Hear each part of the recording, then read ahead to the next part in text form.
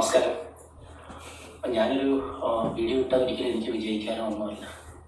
എത്ര ശരിയാണ് ഒരു മനുഷ്യൻ ക്ഷമിക്കുന്നത്.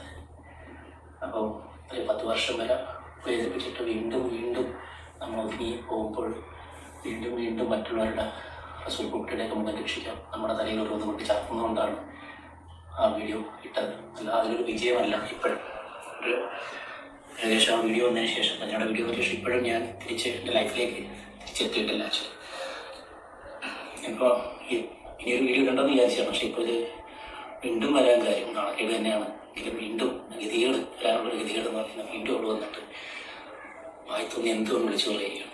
സത്യം പറഞ്ഞാൽ സജിനെ പൊത്തി മിണ്ടാതിരിക്കുന്നതായിരിക്കും കുറച്ചും കൂടെ നല്ലത്. ഓക്കെ, നമ്മുടെ വീഡിയോ ആദ്യമായിട്ട് കാണുന്നവരെല്ലാവരും ഒന്ന് ലൈക്കും ഷെയറും സബ്ബൊക്കെ ചെയ്യാൻ നിങ്ങളുടെ അഭിപ്രായം കമന്റ് ബോക്സിൽ കൊടുക്കുക.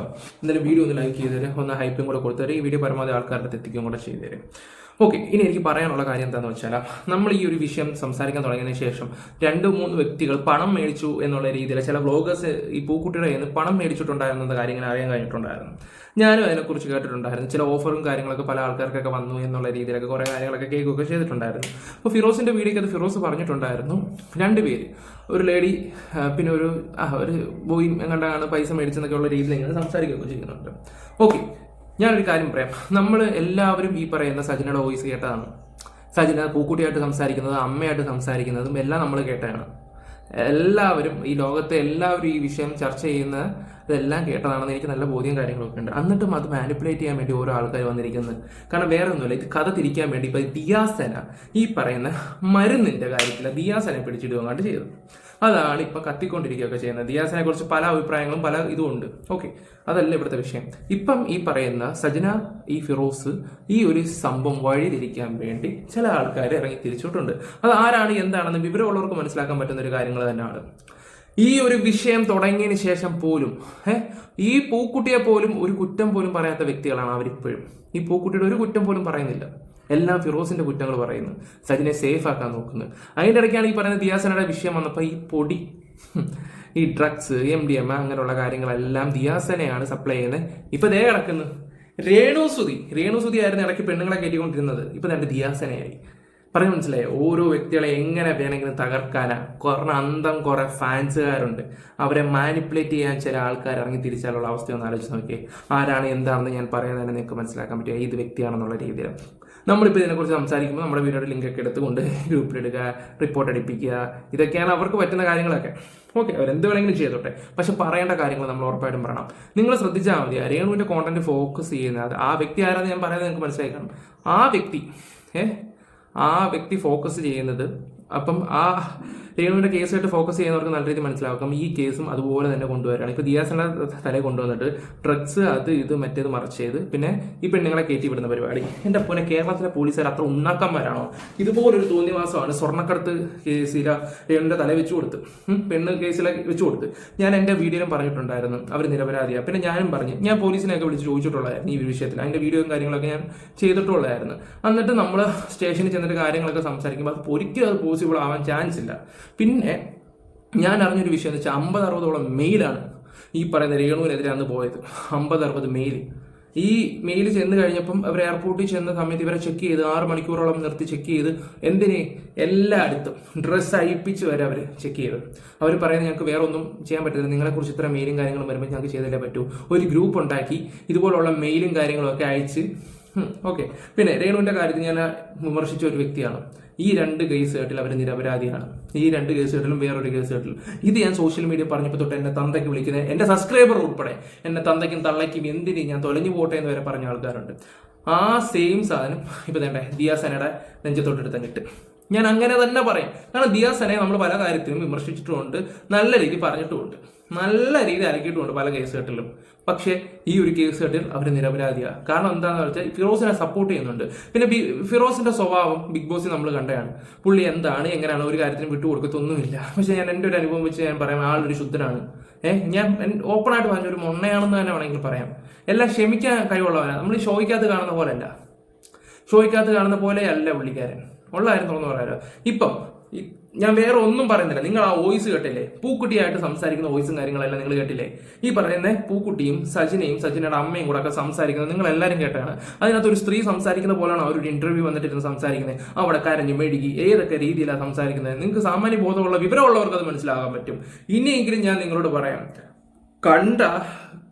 എന്താ പറയണ്ടേ, ഈ പൈസയ്ക്ക് വേണ്ടി പല തോന്നിവാസം കാണിക്കുന്ന ചില ടീംസുകളുണ്ട്. അവരുടെ ഇടയിലൊന്നും ചെന്ന് പെട്ട് അവരെ വീഡിയോ കണ്ടിട്ട് വിശ്വസിക്കല്ലേ ദയവ് ചെയ്തിട്ട്. ഉള്ള കാര്യം ഞാൻ തുറന്നു പറയാം, വിശ്വസിക്കരുത്. ഇങ്ങനെ വിശ്വസിച്ചിട്ട് ഇപ്പൊ ഈ പറയുന്ന സജിനെ സപ്പോർട്ട് ചെയ്യാൻ വേണ്ടി കുറെ ആണ് ഇറങ്ങുന്നല്ലോ എന്ന് ഓർക്കുമ്പോഴാണ് ഫിറോസിനെ കുറ്റപ്പെടുത്തുകയും ചെയ്യുന്നു. ഞാൻ ആലോചിക്കുന്നത് എന്താണ്, അയാൾ ഈ പറയുന്ന പൂക്കുട്ടിയുടെ വീട്ടിൽ പോയി അതിന്റെ വീഡിയോ അതിന്റെ ഈ എല്ലാ തെളിവും എടുത്ത് വെച്ചിട്ട് പോലും അദ്ദേഹത്തിനെ വിമർശിക്കാൻ കുറെ ആൾക്കാരുണ്ടല്ലോ എന്ന് ഓർക്കുമ്പോഴാണ് എനിക്ക് ഏറ്റവും കൂടുതൽ പുച്ഛം ഇവിടുത്തെ ആൾക്കാരോട്. ഞാൻ ഇപ്പോഴും പറയാം, ഈ ഒരു കേസ് ആയിട്ട് ഇപ്പോൾ ദിയാസനയുടെ ഈ MDMA അതൊക്കെ വെച്ചിട്ട് നൈസായിട്ട് കേസ് മാറ്റും, എന്നിട്ട് ഈ പറയുന്ന സജിനെ വിളിപ്പിക്കാം. അപ്പം ഞാനൊരു കാര്യം പറയാം, നേരത്തെ ഫിറോസിന്റെ വീഡിയോ കണ്ടവർക്ക് മനസ്സിലായി കാണും, പൈസ എത്തേണ്ട അടുത്ത് കറക്റ്റായിട്ട് എത്തിയിട്ടുമുണ്ട്, അവരവരുടെ പണിയെടുക്കുന്നുമുണ്ട്. എന്തുകൊണ്ട് ഈ പല ആൾക്കാരും 2-3 ആൾക്കാരുണ്ട്, ആരാന്നൊന്നും ഞാൻ പറയുന്നില്ല, ഈ കാണുന്ന നിങ്ങൾ തന്നെ കണ്ടുപിടിക്കും. എല്ലാം ഗ്രഹിച്ച് കണ്ടുപിടിക്കുന്ന കുറെ ടീംസുകളുണ്ട്, കണ്ടുപിടിക്കും. ഈ പറയുന്ന പൂക്കുട്ടി ഒരു അക്ഷരം പോലും മിണ്ടാതെ ഒരു അയാളെ വാഴ്ത്തിപ്പാടുന്ന കുറെ ടീംസുകളുണ്ട്. ഈ പറയുന്ന ഫിറോസ് അവിടെ പോയി ഒരുപാട് കെഞ്ചിട്ടുള്ള, ഓക്കെ ഇയാൾ എന്തോ ആയിക്കോട്ടെ, ദുഷ്ടനോ വഞ്ചകനോ ദ്രോഹി എന്തോ ആയിക്കോട്ടെ, പക്ഷെ എത്ര വട്ടം ഒരു ആണിൻ്റെ അടുത്ത് അവിടെ ലൈഫിൽ നിന്നൊന്ന് പോ, ഞങ്ങളുടെ ലൈഫിൽ നിന്നൊന്ന് പോ ഒന്ന് പറഞ്ഞിട്ടുണ്ട്. 4 വർഷം മുമ്പ് തുടങ്ങിയ കാര്യങ്ങളാണ്. ഇതൊന്നും പറഞ്ഞാല ആൾക്കാർക്ക് മനസ്സിലാകത്തില്ല. നമ്മളൊക്കെ വന്നിരുന്ന് പറഞ്ഞാൽ നമ്മൾ കുറ്റക്കാരാന്ന് പറയും, ഇനി നമ്മൾ പൈസ മേടിച്ചെന്ന് വരെ പറയും. അങ്ങനെ കുറെ ആൾക്കാരാണ്. അപ്പോൾ ഇതിനകത്ത് അവള് ഒരു സ്ത്രീകളെ കുറിച്ചും ഒരു കുട്ടിയെ കുറിച്ചും ഒക്കെ ഞാൻ സെക്സ് ചെയ്യുന്നുള്ള രീതിയിലാണ് പറഞ്ഞു വെക്കുന്നത്. ഞാൻ അങ്ങനെ ഇവിടെ പറഞ്ഞ ഏതെങ്കിലും ഒരു സ്ത്രീയായിട്ട് സെക്സ് ചെയ്യുകയോ അതുകൂടാതെ ഫ്രണ്ട്ഷിപ്സും കാര്യങ്ങളും അങ്ങനെ ചെയ്യുകയോ ചെയ്തിട്ടുണ്ടെങ്കിൽ ജനങ്ങൾക്ക് അത് അവൾ തെളിയിക്കുകയാണെങ്കിൽ, നിയമവും കാര്യങ്ങളും ഒരുപാട് കാര്യമുണ്ട്, അങ്ങനെ അവൾ തെളിയിക്കുകയാണെങ്കിൽ, എൻ്റെ പൊന്നെ, നടന്ന് കളി കൊടുക്കുന്ന പൂക്കുട്ടി ഇവിടെ പുണ്യാളനാവാമെങ്കിൽ പിന്നെന്താ, കളിച്ചെങ്കിൽ കളിച്ചെന്ന് പറ, ഇല്ലെങ്കിൽ ഇല്ലെന്ന് പറ, അത്ര അല്ല, ഇല്ലെങ്കിൽ പോലും നിങ്ങൾ കളിച്ചെന്നങ്ങ് പറ, അത്രേ ഉള്ളൂ. അല്ല പിന്നെ ആ ഒരു മൈൻഡ് സെറ്റിൽ അങ്ങ് നിൽക്കണം. കുറെ എണ്ണം ഇറങ്ങിയിട്ടുണ്ട്. എടാ, ഞാൻ ഓരോരുത്തരൊക്കെ വീഡിയോ കാണുമ്പോഴേ ഇത്രയും തെളിവ് സഹിതം നാട്ടുകാർ മൊത്തം കണ്ടിട്ടും ഈ പറയുന്നത് ഇങ്ങനെ കുറ്റം പറയുന്നത്, എടാ മണ്ടന്മാരെ, മണ്ടികളെ മാനിപ്പുലേറ്റ് ചെയ്യുന്നുണ്ട് നല്ല രീതിയിൽ. അതുപോലും മനസ്സിലാക്കാൻ പറ്റാത്ത കുറെ കിഴങ്ങിത്തിമാരും ഉണ്ടല്ലോ, അല്ല അവർക്കൊക്കെ പോയി സപ്പോർട്ട് ചെയ്യാനാ. നിങ്ങൾക്ക് എന്നെ കല്ലെറിഞ്ഞു കൊല്ലാം, ഞാൻ അങ്ങനെ ഒരു സംഭവമേ ചെയ്തിട്ടില്ല. പിന്നെ അവർ ഓഡിയോ കേൾപ്പിച്ചു, ഞാൻ തന്നെ എൻ്റെ വീഡിയോയിൽ ഞാൻ പറഞ്ഞതാണ്. ഓൾറെഡി ഇവിടെ ഈ എന്നെക്കുറിച്ചുള്ള അലിഗേഷൻസ് എല്ലാം പറഞ്ഞ് ഇട്ടതിന് ശേഷം ഞാൻ അന്ന് അത് കണ്ടിട്ട് വിളിച്ചിട്ട് ഞാൻ അവിടുത്തെ കാര്യം ഓടിയുണ്ട്, ആ ഓഡിയോ എടുത്ത് ആ വീഡിയോ എടുത്ത് കളഞ്ഞി, എന്നിട്ട് ആ 17ന്റെ കാര്യം അങ്ങനെയല്ല, നീ അത് ക്ലാരിറ്റി ചെയ്ത് ജനങ്ങളോട് ഒരു വീഡിയോ ഇല്ലെങ്കിൽ ഞാൻ മരിക്കുമെന്ന് ഞാൻ പറഞ്ഞ കാര്യമാണ്. പക്ഷെ അത് അവിടെ നിന്ന് എഡിറ്റ് ചെയ്ത് ആ ഒരു കാര്യത്തിലേക്ക്, ഒറ്റൊരു കാര്യത്തിലേക്ക് കൊണ്ടെത്തിച്ചു. ആ വീഡിയോ മൊത്തം ഡിലീറ്റ് ചെയ്യാൻ പറഞ്ഞതാണ്. എന്നിട്ട് ആ ഡിലീറ്റ് ചെയ്തിട്ട് ആ ഈ ബോക്സോടെ എങ്കിലും നീ ആ 17 വയസ്സുള്ള എങ്കിലും നീ പറഞ്ഞിട്ട് ക്ലാരിറ്റി. അങ്ങനെ അവൾ പറഞ്ഞു ഉമ്മക്കത്തിൻ്റെ കാര്യം അത് വന്നോളൂ, അങ്ങനെ എന്തൊക്കെ കഥ പറഞ്ഞു. അടുത്ത ഒരു ലക്ഷം വരികയാണ്, അപ്പോഴത്തേക്ക് അർത്ഥം അറിഞ്ഞു പോകുന്നു. ആ സംഭാഷണത്തിനിടയ്ക്കുള്ളതാണ് നിങ്ങൾ കേൾപ്പിച്ചത്. ഇത്രയും സജിന 10 വർഷം ഒരു മനുഷ്യനെ ഇട്ട് നശിപ്പിച്ച് അവൻ്റെ ജീവിതം ഇല്ലാതാക്കി. ഇനി എന്ത് ജീവിതമാണ് എനിക്കുള്ളത്? എന്നിട്ട് വീണ്ടും വന്ന്, നീ എന്തായാലും വിജയിച്ചിരിക്കുന്ന ഒരാളല്ലേ, വീണ്ടും വന്ന് റസൂലിനെ രക്ഷിക്കാൻ വേണ്ടി. ഇത് റസൂലിൻ്റെ കളി തന്നെയാണ്, ഉപദേശിക്കുന്ന കംപ്ലീറ്റ് അവനാണെന്നറിയാം. അവനൊരിക്കലും പുറത്തു വരുത്തില്ല. അവൻ സജിനെ വെച്ച് കളിപ്പിച്ചുകൊണ്ടിരിക്കും. നീ എന്തിനാണ് സജിന വീണ്ടും ഇങ്ങനെ മെഴുകുന്നത്? അതേണക്ക് നിന്റെ കൂട്ടുകാരികളെ കുറിച്ച് ആ ദിയാസനെ പുറത്തു വരുത്തില്ലെന്നാണോ? അവളൊന്നും ജീവിതത്തിൽ ചെയ്യാത്ത കാര്യങ്ങൾ നീ പറയുമ്പോൾ അവളിത് പുറത്തൊന്നും പറയത്തില്ലെന്ന് എനിക്ക് തോന്നുന്നു. നമുക്കൊരു കാര്യം മനസ്സിലാക്കാം. ഇനി നിങ്ങൾ കാണാൻ പോകുന്നൊരു കാര്യം എന്ന് വെച്ചാൽ പലവരുടെയും ചാനലിൽ ദിയാസന ഇത് വലിക്കുന്നത് ഞാൻ കണ്ടു, ദിയാസനയുടെ ഈ വോയിസിനെ കുറിച്ചായിരിക്കും, ദിയാസന അവിടെ പോയി ദുബായി പോയി വോയിസ് വലിച്ചത് ഞാൻ നേരിട്ട് കണ്ടതാ, പിന്നെ കട്ടിലിൻ്റെ അടിയിലും കിടന്ന് വലിക്കുന്നത് ഞാൻ കണ്ടതാണ്, ഇതാണ്. പിന്നെ വേറെ കഥയും കൂടെ വരും, ഇനി മോനെയും കൂടെ ചേർത്ത് വെച്ചിട്ട് അമ്മയും മോനും കൂടെ ഒരുമിച്ചാണ്. ഇതൊക്കെ ആയിരിക്കും ഇനി അടുത്ത കഥകൾ നിങ്ങൾ കേൾക്കാൻ പോകുന്നത്. എടാ, ഇവർക്കൊക്കെ ഒരു ഗ്രൂപ്പും സെറ്റപ്പും കാര്യങ്ങളൊക്കെ ഉണ്ട്, അവിടെ തന്നെ ഒരുപാട് ആൾക്കാരുണ്ട് ഇവർക്ക് സപ്പോർട്ട് ചെയ്യാനൊക്കെ. എടാ, ഒരു വോയിസ് ക്രിയേറ്റ് ചെയ്യാൻ പറഞ്ഞാൽ ഇവർ ക്രിയേറ്റ് ചെയ്ത് കൊടുക്കും. ഇതൊന്നും കേൾക്കാതെ ഇതൊന്നും മനസ്സിലാക്കാതെ കുറേ ആൾക്കാർ വന്നിട്ട് സോഷ്യൽ മീഡിയ ഇതിലൊക്കെ കണ്ട് അമ്പരന്ന് കുറേ കമൻസും കാര്യങ്ങളും ഒക്കെ ഇട്ട് തന്തയ്ക്കും തള്ളയ്ക്കും ഒക്കെ വിളിക്കുകയൊക്കെ ചെയ്യും. നമ്മൾ സത്യം തോന്നുന്നു പറയുമ്പോൾ നമ്മൾ പറയുന്നതാണ് കള്ളം എന്നുള്ള രീതിയിലാണ്. ഞാൻ സത്യസന്ധമായിട്ട് പറഞ്ഞാൽ ഈ ഒരു കാര്യത്തിൽ അവർ നിരപരാധി തന്നെയാണ്. ഈ ഒരു കാര്യത്തിൽ നിരപരാധിയാണ് അവർ. ഓപ്പറേഷൻ തുഫാൻ അങ്ങനെയുള്ള കാര്യത്തിനൊക്കെ വേണ്ടി ഇവരിറങ്ങിത്തിരിക്കുന്ന ഒരു വ്യക്തിയാണ്. ഉറപ്പാണ്. ഈ ഒരു കേസ് കെട്ടിലും ആവശ്യമില്ലാതെ ഇവരെ കൊടുക്കാൻ നോക്കിയാലാ ചിലപ്പം ഞാൻ ഡയറക്റ്റായിട്ട് MLA ഓഫീസിൽ പോകും.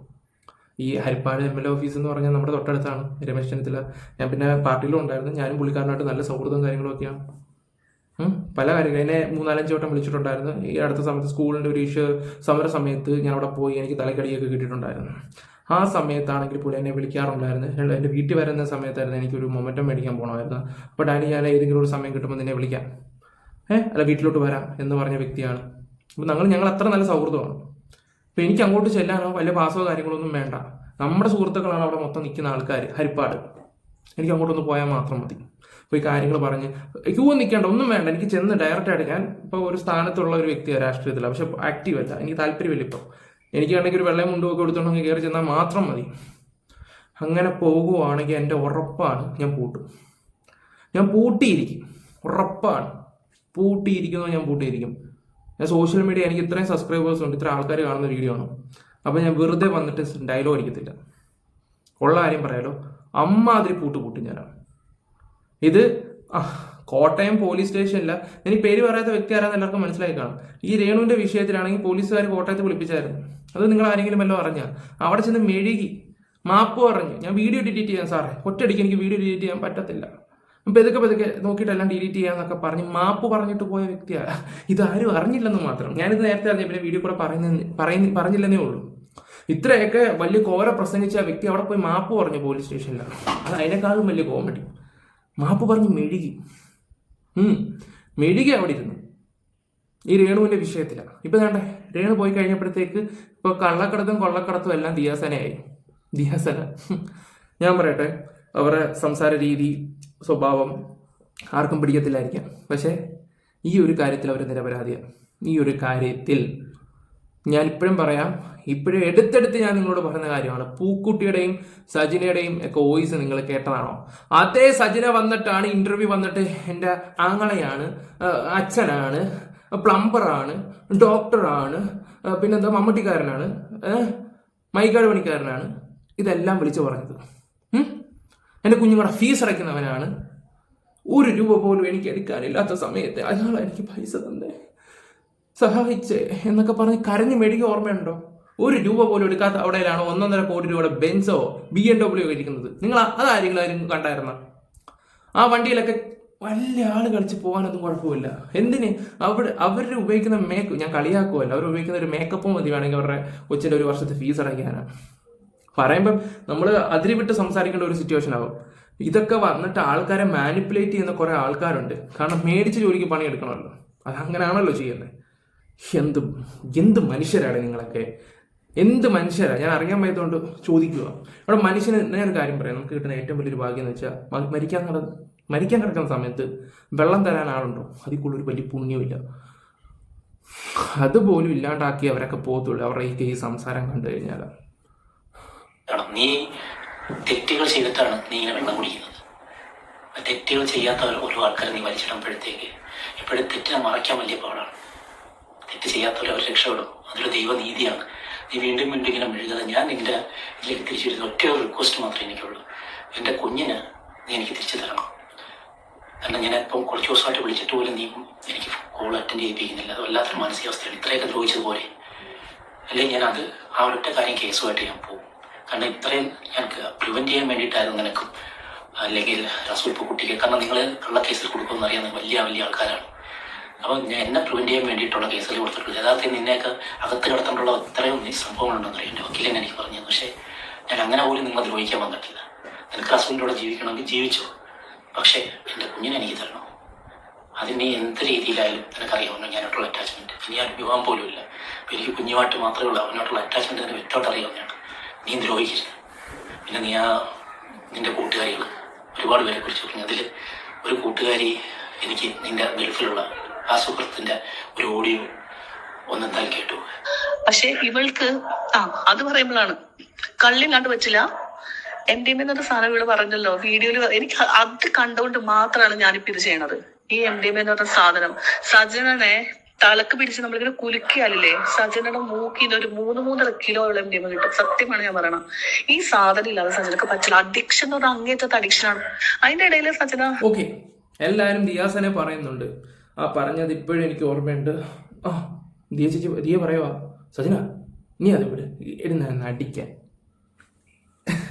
ദിയാസിനെ പറഞ്ഞാണ് നീ ഇരുന്ന് അടിക്കാനാണ്. ഓക്കെ, ദിയാസിനെ പഠിക്കുന്ന ഒരു വ്യക്തിയാണ്. അപ്പോൾ സജിനോട് അങ്ങനെ പറയുമ്പോൾ, ഞാൻ എൻ്റെ വീഡിയോ പറയുന്നത്, സജിനോട് അങ്ങനെ പറയുമ്പം അടിക്കുന്ന ഒരു വ്യക്തിയോടല്ലേ ഈ ആ ഒരു ശൈലി പറയുന്നത്, നീ അത് കളഞ്ഞിട്ട് ഇതിരുന്ന് അടി, ആണോ അല്ലയോ? ഓക്കെ, ഇപ്പം ദിയാസിനെ കുറ്റക്കാരിയാണെങ്കിലും ഇവളും കുറ്റക്കാരി അങ്ങനല്ലേ? തിങ്ക് ചെയ്. ഓക്കെ, ഞാനൊന്നും പറയുന്നില്ല. അവിടെ കൂട്ടുകാരി പറയുന്നുണ്ട് അവിടെ മൂക്ക് കുടഞ്ഞാൽ 3 കിലോ സാധനം കിട്ടുമെന്ന്. എന്തുകൊണ്ട് ഇതൊക്കെ താത്തമാര് സംസാരിക്കുന്നില്ല? ഇതൊന്നും ഡിസ്കസ് ചെയ്യത്തില്ല. അതെല്ലാം ഇനി ദിയ പറഞ്ഞുകൊണ്ടിരിക്കും. അത് നിങ്ങൾക്കറിയോ, ഈ ദിയാസനയുടെ നമ്പർ എനിക്ക് തന്നത് മോനെ ഒരു കാര്യം അറിയാൻ വേണ്ടി, എൻ്റെ ചാനൽ കളഞ്ഞത് ഇവരാടാ, എന്നെ ഒന്ന് ഹെൽപ്പ് ചെയ്യുന്നു പറഞ്ഞപ്പോൾ ഞാൻ ഇവരെ വിളിച്ചു. അങ്ങനെയാണ് ഞാൻ ഇവരോട്ട് കോൺടാക്ട് ചെയ്യുന്നത്. ഇവർ പറഞ്ഞ കഥകൾ കേട്ടപ്പോൾ ഞാൻ ഞെട്ടിപ്പോയി. പിന്നെ ഒരു കാര്യം പറയാം, നമ്മളെ എല്ലാവരെയും നമുക്കൊരു ഹെൽപ്പ് ചെയ്ത് കഴിഞ്ഞാൽ നമ്മളെ വെച്ച് യൂസ് ആക്കുന്ന ഒരു സ്വഭാവമാണ് താത്തയുടെയൊക്കെ. ഉള്ള കാര്യം ഞാൻ പറയാമല്ലോ, യൂസ് ആക്കുന്ന സ്വഭാവം.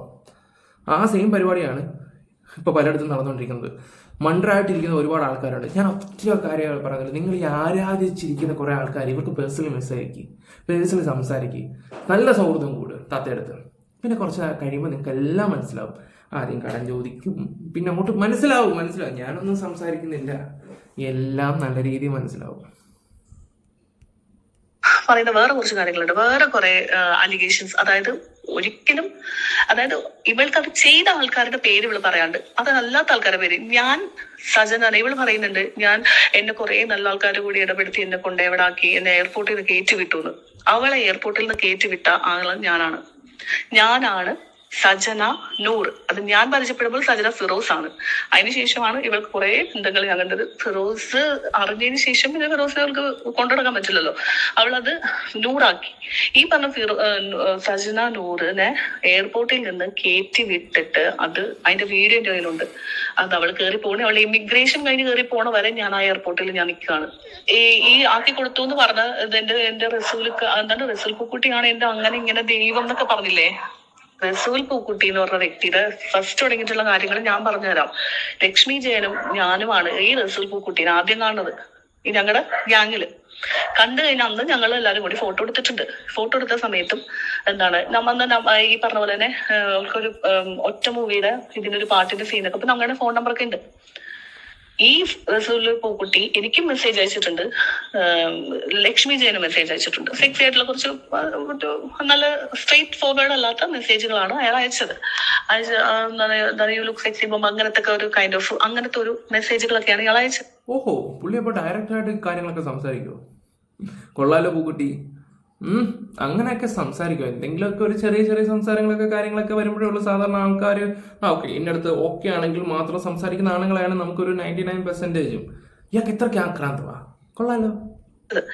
അയച്ചപ്പോ അപ്പൊ ഞാനും ലക്ഷ്മി ജയനും കൂടി ഇങ്ങനെ പറയുന്നത് റസൂൽ പൂക്കുട്ടി മെസ്സേജ് അയക്കണ്ട, അപ്പൊ അവളോട് ആടി എനിക്ക് അയക്കണ്ട, അപ്പൊ നിനക്ക് എന്ത് മെസ്സേജ്? അപ്പൊ ഞങ്ങൾ അങ്ങോട്ടും ഫ്രണ്ട്സ് ഞങ്ങൾ ഡിസ്കസ് ചെയ്യുന്നുണ്ട്. ഇതെല്ലാം കഴിഞ്ഞതിന് ശേഷം ലക്ഷ്മി ജയൻ നാട്ടിൽ വന്നതിന് ശേഷമാണ് റെക്കോർഡിങ്, ഒറ്റ മൂവിയുടെ പാട്ടിന്റെ റെക്കോർഡിങ്ങിനാണ് സജനനുമായിട്ട് പോയത്. സജനനുമായിട്ട് പോയപ്പോ അന്നാണ് അവിടെ ഇവളിങ്ങനെ വെയിറ്റ് ചെയ്ത് നിൽക്കുമ്പോഴാണ് റസൂൽ പൂക്കുട്ടി അവിടെ ചെല്ലണതും ഇവര് തമ്മിൽ കാണണതും നമ്പർ കൈമാറുന്നതും എല്ലാം ആ സമയത്താണ്. അതിനുശേഷം ഇയാള് ഞങ്ങൾക്ക് അയച്ച പോലത്തെ മെസ്സേജ് സജനക്കും അയച്ചു. സജന ഈ പറഞ്ഞ പോലെ തന്നെ ഈ എന്താ പറയാ ഈ കാലം നീട്ടി വെച്ചുകൊണ്ടിരിക്കുന്ന സജന വീഴാൻ വേണ്ടിയിട്ട് ഏതൊരാണോ എന്നാലും സജന വീഴും. സജന നല്ല പ്രേമരോഗമാണ്. അതൊക്കെ ഞങ്ങൾ ലിറ്ററലി ഞങ്ങളുടെ കണ്ണുകൊണ്ട് കണ്ടിട്ടുണ്ട് അങ്ങനത്തെ കാര്യങ്ങളൊക്കെ. അതിന്റെ പ്രൂഫ് അടക്കം എന്നോട് ചോദിച്ചാൽ ഞാൻ തരാം ഇതിന്റെ പ്രൂഫ് എല്ലാം. റസൂൽ പൂക്കുട്ടി ഇവൾക്ക് മെസ്സേജ് അയക്കുന്നു. അപ്പൊ ഞങ്ങൾ എല്ലാവരും കൂടി കളിയാക്കുന്നുണ്ട്, സജന നിനക്ക് അയച്ച പോലത്തെ മെസ്സേജ് എനിക്കും ലക്ഷ്മിക്കൊക്കെ അയച്ചിട്ടുണ്ട്, അപ്പൊ ഇതുപോലെ എത്ര പേർക്ക് അയച്ചിട്ടുണ്ടാവും. അപ്പൊ അല്ല, എന്നോട് ഭയങ്കര സ്നേഹമാണ്, എന്നോട് ഭയങ്കര പ്രേമമാണ്. അവൾ അങ്ങനെ തന്നെയാ പറഞ്ഞത്. ഇന്ന് സജന ഫിറോസ് ആണ്. അന്ന് സജന ഫിറോസ് കേട്ടല്ലോ. ഇതൊക്കെ ഇവരുടെ കൂട്ടുകാരികളാ വന്നിട്ട് പറയുന്നത്, കൂടെ നിന്നവരാണ് ഈ കാര്യങ്ങളൊക്കെ വന്ന് പറയുന്നത്. അപ്പൊ നിങ്ങളൊന്ന് ആലോചിച്ച് നോക്കിയേ, ഇതിനെയൊക്കെയാണ് പല ആൾക്കാരും വെളുപ്പിക്കാൻ നോക്കുന്നതെന്ന് ഓർക്കുമ്പോഴേ ഇതിപ്പോ ഇങ്ങനെയാണെങ്കിൽ ആണുങ്ങൾക്ക് നീതി കിട്ടത്തില്ലല്ലോ ഈ കാലത്ത്. ഒന്ന് ആലോചിച്ച് നോക്കിയേ. ഇപ്പൊ ഒരാളുടെ ബാക്ക്ഗ്രൗണ്ട് വെച്ചിട്ടാണോ ഇത് ചെയ്യുന്നത്?